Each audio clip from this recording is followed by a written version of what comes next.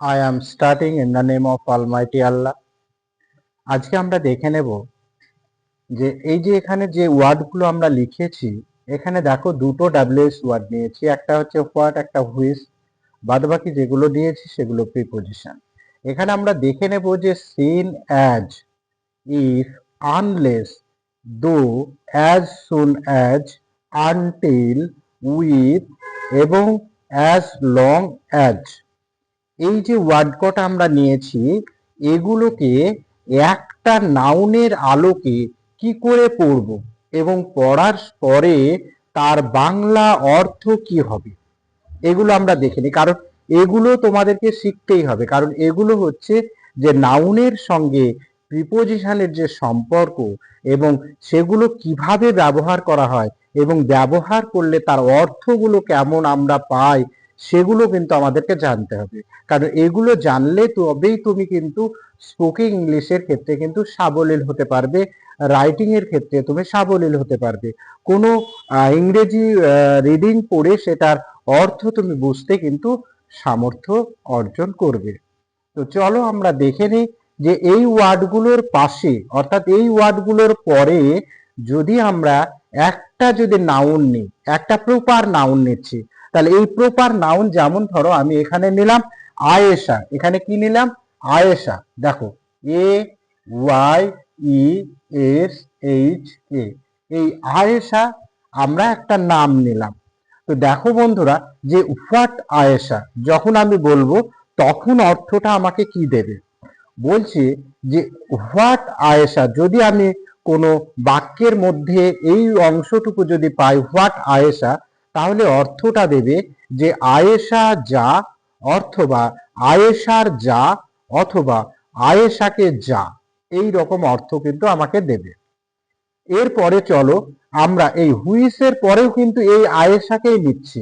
দেখো, হুইস আয়েশা, হুইস আয়েশা, এইটার অর্থ দেবে আয়েশা যেটি, বা আয়েশার যেটি, অথবা আয়েশাকে যেটি, এরকম অর্থ দেবে। হয় আয়েশা, অথবা আয়েশার, অথবা আয়েশাকে। দেখো, র, শুধু আয়েশা নাম থাকছে, তার সঙ্গে র আসতে পরে, তারপরে কে আসছে, তার মানে এই তিনটে অর্থ কিন্তু এই ওয়ার্ডগুলো দিতে সক্ষম। এবার দেখো, সিন অথবা অ্যাজ এর পরে আমি আয়েশাই লিখলাম। তো যদি সিন অথবা অ্যাজ এর পরে যদি আয়েশা লিখি, তাহলে অর্থটা দেবে যেহেতু আয়েশা। যদি আমরা বলি যে সিন আয়েশা, তার মানে যেহেতু আয়েশা, অ্যাজ আয়েশা, যেহেতু আয়েশা। অথবা তোমার এখানে অর্থ আর একটাও দিতে পারে যে আয়েশা যেমনটি, আয়েশা যেমনটি, এই অর্থও কিন্তু এখানে আমাকে দেবে। এরপরে চলো আমরা ইফের পরে কিন্তু এই আয়েশাকেই বসাবো, ইফের পরে আমরা আয়েশাকেই বসাবো। তো ইফের পরে যদি আমরা আয়েশাকে বসাই, তাহলে ইফ আয়েশা, তাহলে ইফ আয়েশা অর্থ কি দেবে? যে আয়েশা যদি, আয়েশা যদি, এরকম অর্থটা আমরা পাবো। এরপরে চলো, এখানে বলেছে দেখো আনলেস আয়েশা, এবার বললাম আনলেস আয়েশা। তো এই আনলেস আয়েশা কথার অর্থ হচ্ছে যে আয়েশা যদি না, এরকম আসবে, যদি না।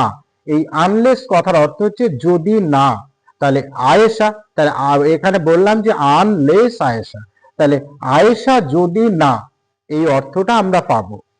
এরপরে চলো, যে এই দোয়ের পরে আমরা আয়েশাকে বসাবো, দো আয়েশা, পড়লাম কি? দো আয়েশা।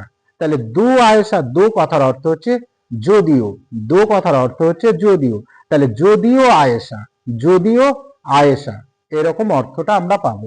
বা যদিও আয়েশাকে, অথবা যদিও আয়েশার, এরকম আমরা একটা অর্থ পাবো।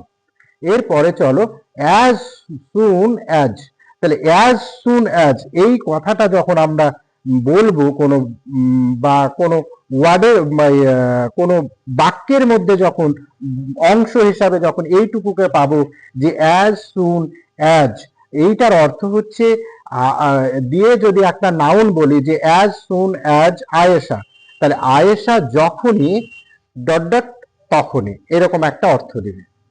ভালো করে বুঝে যাও যে আয়েশা যখনই ডট ডট দিয়ে আমি তখনই কিন্তু বলতে পারবো। তার মানে কি, এই যে এইটা দেখতে পাচ্ছ যে অ্যাজ সুন অ্যাজ, তার মানে যখনই তখনই, এই রকম অর্থ আমাদেরকে দেবে। এরপরে চলো যে আনটিলের পরেও কিন্তু আমরা এই আয়েশা নাউনটাকেই নিচ্ছি। দেখো, তা আনটিল আয়েশা, এই আনটিল আয়েশা কথার অর্থ হচ্ছে আয়েশা মানে তোমার এরকম অর্থটা দেবে যে যে পর্যন্ত না, এই কথাটার অর্থ হচ্ছে যে পর্যন্ত না। তাহলে আনটিল কথার অর্থ হচ্ছে যে পর্যন্ত না। তাহলে এবার আনটিলের পরে যদি একটা আমরা নাউন নিয়ে নিই আয়েশা, তাহলে আনটিল আয়েশা, তাহলে আয়েশা যে পর্যন্ত না, এরকম অর্থ আমরা পাবো। এরপরে চলো যে উইথ, দেখো WITH উইথ, এই উইথ এর পরেও কিন্তু আমরা আয়েশাকে বসালাম।